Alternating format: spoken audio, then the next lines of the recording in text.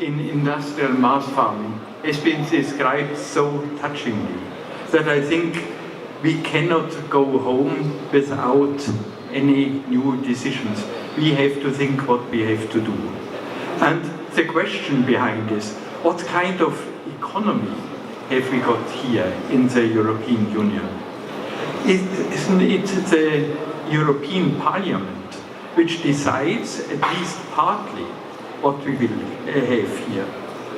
And so let's look what we have decided, what is going on.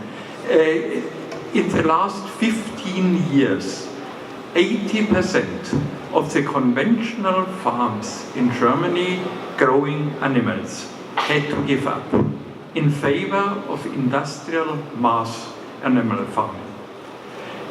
20% are only left. And these 20% produce 50% more of meat than before. So you can see what's the trend. And it's not by accident, it's a policy here. It's a policy of how the farms are subsidized, how the rules are done here. So it is also us in the European Parliament who decide about it. And I think when we are here today, we cannot deplore the bad situation of the animals and go home very sad. No, we have to be active, we have to do something. And we have to change these rules. We have the power, let's use it. And another point, it's very difficult to convince people who are used to have the steak every day and so on. So we can argue what has already been said. The industrial farming increases the germs which are antibiotic resistant. So that is a very serious argument.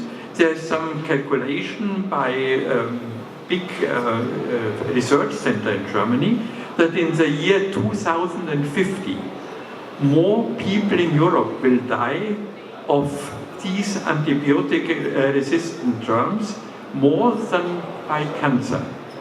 And by cancer, 1/3 to 1/4 of the people die. So it will be more, unless we do something.